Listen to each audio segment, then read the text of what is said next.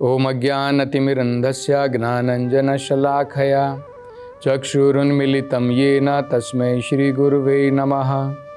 नमो ओम विष्णुपदाय कृष्णप्रेष्ठाय भूतले श्रीमते भक्तिवेदान्तस्वामिन् इति नामिने। नमस्ते सरस्वती देवे गौरवाणी प्रचारिणे निर्विशेष शून्यवादी पाश्चात्य देशतारिणे। जय श्री कृष्ण चैतन्य प्रभु नित्यानंद श्री अद्वैत गदाधर श्रीवासदि गौर भक्तवृंद। हरे कृष्णा कृष्ण कृष्णा हरे हरे, हरे राम राम राम हरे हरे। हरे कृष्णा।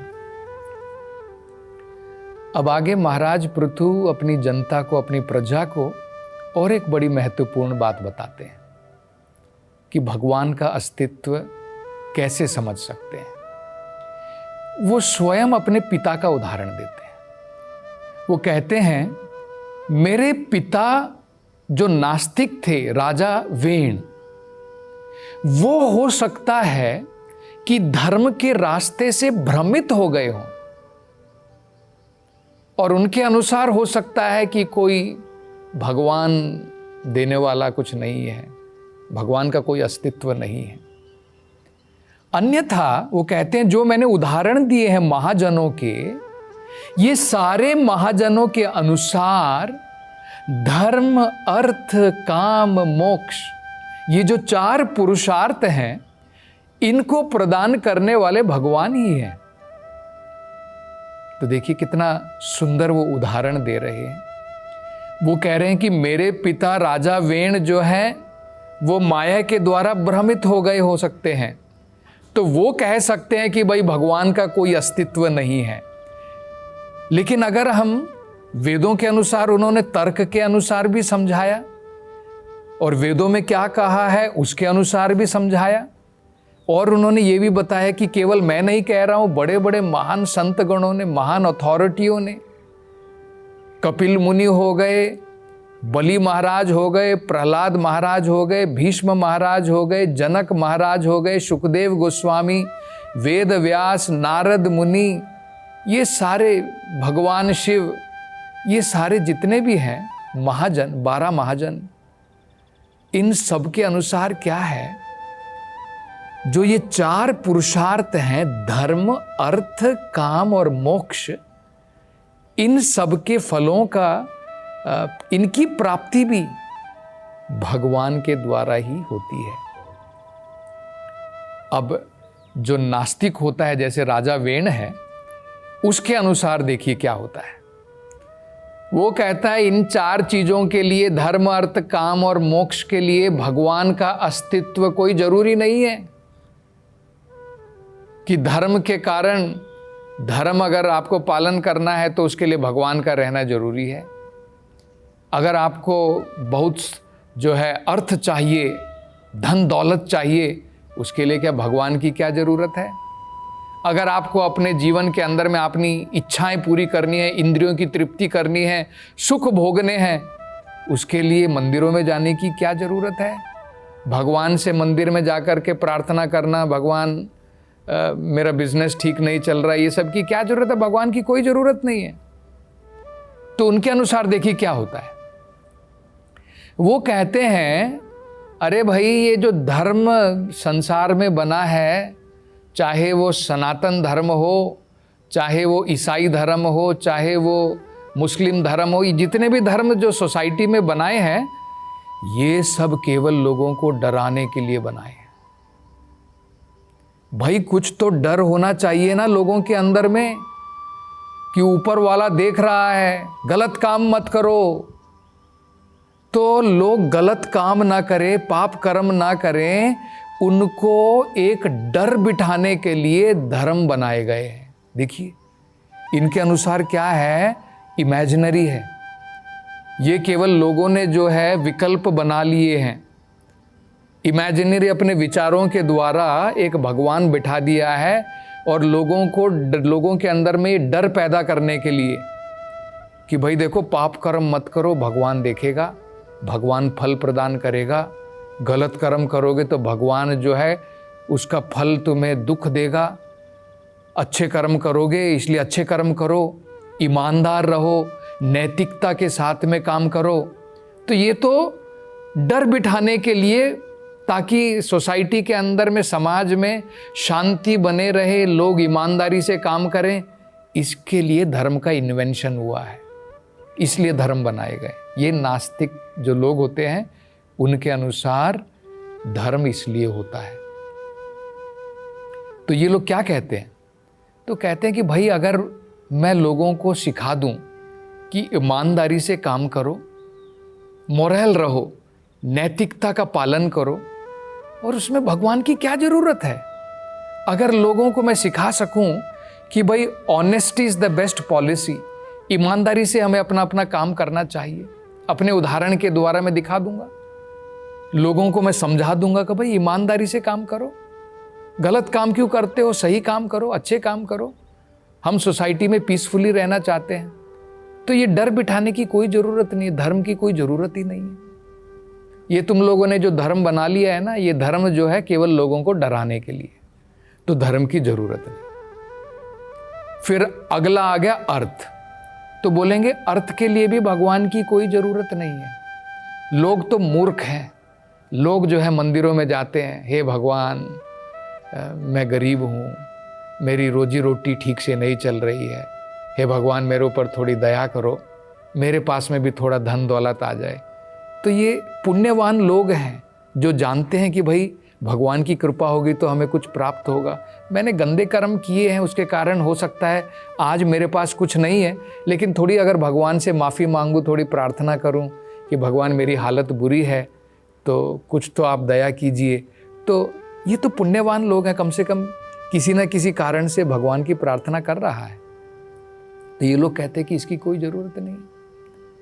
वो कहते हैं अरे मूर्ख, क्या ज़रूरत है भगवान की प्रार्थना करने से? मेहनत कर, बस दिन रात मेहनत कर, क्या पैसा नहीं कमा पाएगा?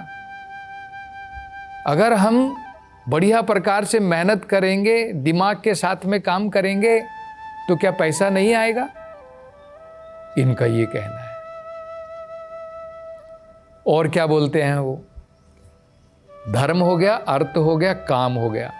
काम के बारे में कहते हैं कि अपनी इच्छा पूरी करने के लिए, अपनी इंद्रियों की तृप्ति, इंद्रियों का भोग करने के लिए, सुख प्राप्ति के लिए, आनंद की प्राप्ति के लिए भगवान के पास में जाने की क्या ज़रूरत है? पैसा आ गया तो ऑटोमेटिकली इंजॉय कर पाएगा। तो उसके लिए क्या करना है? मेहनत से पैसा आया, बहुत बढ़िया बात है। मेहनत से नहीं आया तो एक काम करना, कुछ ना कुछ करके पैसा कमा ले, काला धंधा कर ले, कुछ तो कर ले, पैसा कमा ले। जैसे पहले भी ऐसे नास्तिक लोग हुआ करते थे।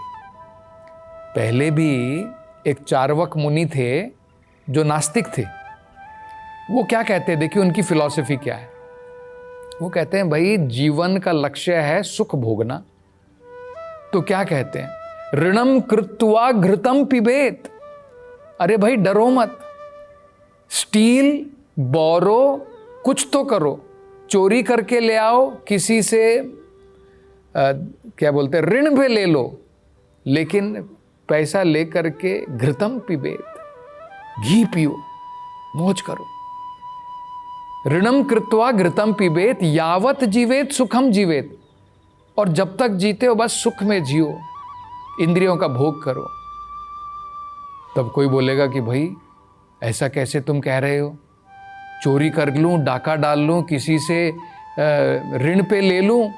जैसे आजकल हम लोग देखते हैं ना, बड़े बड़े इंडस्ट्रियलिस्ट लोग जो है लोन ले लेते हैं और बाद में चुकाते भी नहीं है। बाद में कहते हैं कुछ नहीं है मेरे पास, सब मेरा तो दिवाला निकल गया है। और जब तक भोगना था भोग लिए।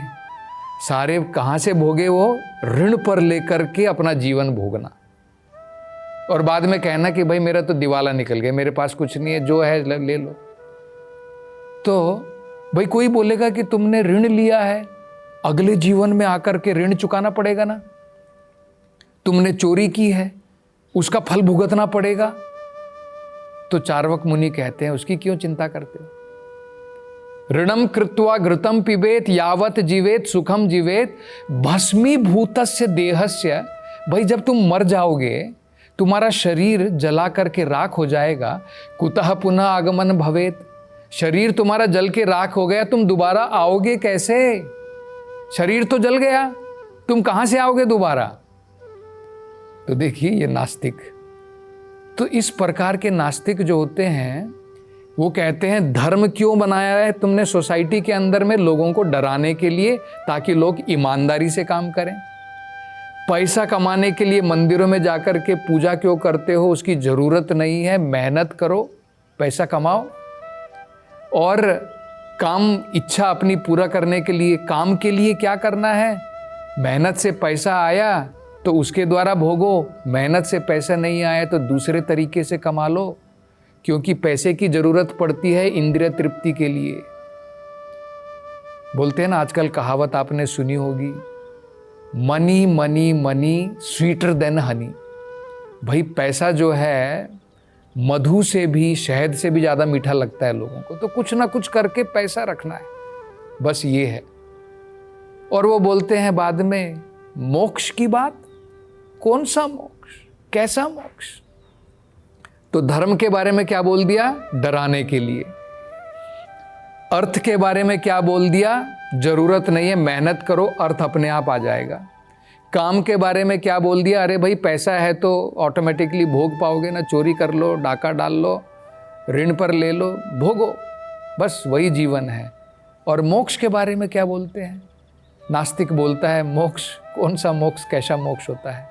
शरीर जल करके राख हो गया, पुनर्जन्म कहाँ होता है भाई? दोबारा कौन आता है? तो मोक्ष की प्राप्ति की क्या है? जब सब शरीर चला गया, सब चला गया, फिनिश हो गया, खत्म, तुम्हारा किस्सा खत्म हो गया, तो कौन से मोक्ष की बात कर रहे हो? तो ये नास्तिक होता है। देखिए, तो पृथु महाराज क्या बता रहे हैं कि राजा वेण जो नास्तिक था, उसकी थ्योरी इस प्रकार से हो सकती है, उसका दर्शन, उसके विचार इस प्रकार से हो सकते हैं। लेकिन ये महाजनों के विचार नहीं है। ये जो महाजन है उनके विचार से धर्म, अर्थ, काम, मोक्ष, ये चारों पुरुषार्थ को देने वाला भगवान है। अन्यथा आप सोचिए, देखिए हम थोड़े लॉजिक के द्वारा भी समझेंगे। मान लीजिए नास्तिक ने कहा था धर्म जो है लोगों को डराने के लिए है। अगर मैं लोगों को ऑनेस्टी सिखा दूं, नैतिकता से काम करने का जो है सिखा दूं, वो काफ़ी है, फिर धर्म की ज़रूरत नहीं है। ठीक है, मान लीजिए व्यक्ति जो है बड़े ही ईमानदारी से काम कर रहा है, व्यक्ति के अंदर में बड़े नैतिक गुण हैं, फिर भी हम लोग क्यों देखते हैं कि दोनों में दो व्यक्ति हैं, उनके अंदर में सेम प्रकार की ईमानदारी है, ऑनेस्टी है, लेकिन फिर भी हम लोग देखते हैं कि उनके जीवन में फिर भी उतार चढ़ाव होता है, दोनों बराबर के नहीं हैं। उनमें से एक व्यक्ति सुख भोग रहा है, एक व्यक्ति ईमानदार होकर के भी दुख भोग रहा है। भाई नैतिकता अगर बराबर है, दोनों ही ईमानदार हैं, फिर दोनों में अंतर क्यों है? देखिए, इसका कोई जवाब नहीं है उनके पास में, है ना। दूसरा भी हम लोग पूछ सकते हैं कि भाई अगर तुम कह रहे हो कि मेहनत करो पैसा आ जाएगा, ठीक है, तो 2 लोगों को ले लो, 10 लोगों को लगा लो, सबसे मेहनत करवाओ। क्या जितने भी लोग मेहनत करते हैं सबकी बराबर की आमदनी हो जाएगी? हम लोग देखते हैं कि कई लोग 2 फोन कॉल मात्र करते हैं और उनके पास में बैंक का बैलेंस बढ़ जाता है। एक व्यक्ति जो है थोड़ा अपनी बुद्धि का प्रयोग करके इन्वेस्टमेंट करता है स्टॉक में, उसका स्टॉक का रेट जो है बढ़ जाता है, उसके पास पैसा ही पैसा है बैंक के अंदर में। दूसरा व्यक्ति वो भी मेहनत कर रहा है, वो भी स्टॉक मार्केट में इन्वेस्टमेंट कर रहा है, लेकिन उसका लॉस हो जाता है। 2 व्यक्ति हैं और दोनों ही बुद्धिमान भी हो सकते हैं, और दोनों व्यक्ति जो है एक ही प्रकार का बिजनेस भी कर रहे हैं। और कई बार हम लोग देखते हैं होटल चला रहे, 2 होटल चल रहे हैं, दोनों आसपास में हैं, एक होटल भरा हुआ है, एक होटल खाली पड़ा है। है ना। तो देखिए, ऐसा नहीं है कि ये दूसरा व्यक्ति मेहनत नहीं कर रहा है। अगर व्यक्ति मेहनत के द्वारा ही अगर अर्थव्यवस्था बनती तो सब लोग टाटा बिरला होते ना। क्या कोई मेहनत नहीं कर रहा है क्या? तो ये भी हम लोग देख सकते हैं। अब काम की बात आई तो काम की बात में भी हम लोग सोच सकते हैं, समझ सकते हैं कि ऐसा नहीं है कि जिसके पास में वो लोग कहते हैं कि भाई पैसा है तो तुम अपनी इच्छा पूरी कर सकते हो। हम लोग देखते हैं जिसके पास में पैसा है लेकिन अगर उसके जीवन के अंदर में अनेकों प्रकार की उसका शरीर का ही आरोग्य सही नहीं है, उसको डायबिटीज़ है, उसको हार्ट की प्रॉब्लम है, पैसा बैंक में बैठा हुआ है लेकिन बेचारे को सूखी रोटी खानी पड़ सकती है। और जबकि एक व्यक्ति जिसके पास में बहुत ज़्यादा पैसा नहीं है, थोड़ा बहुत कुछ कमा लेता है, लेकिन वो घी की चुपड़ी हुई बढ़िया बढ़िया रोटी खा रहा है। तो देखिए, हम इसमें भी देख सकते हैं कि कितना अलग होता है। दो व्यक्ति जिनके पास में हो सकता है एक के पास में पैसा है, एक के पास में नहीं है, लेकिन फिर भी एक व्यक्ति के पास में सब कुछ होते हुए भी काम भोगने के लिए कुछ नहीं है, क्योंकि उसकी इंद्रियां उसका साथ नहीं दे रही हैं। उसको डायबिटीज़ है, उसको अनेकों प्रकार की शरीर की बीमारियां हैं। तो ये हम जो है देख सकते हैं कि धर्म, अर्थ, काम और ये जो मोक्ष है, ये चारों चीज़ें जो हैं भगवान के द्वारा, भगवान की अध्यक्षता में भगवान जो है प्रदान करते हैं। जिस प्रकार से यहाँ पर पृथु महाराज उदाहरण दे रहे हैं। तो और पृथु महाराज क्या महत्वपूर्ण बात बताएंगे, इसकी चर्चा हम अगली कथा में करेंगे।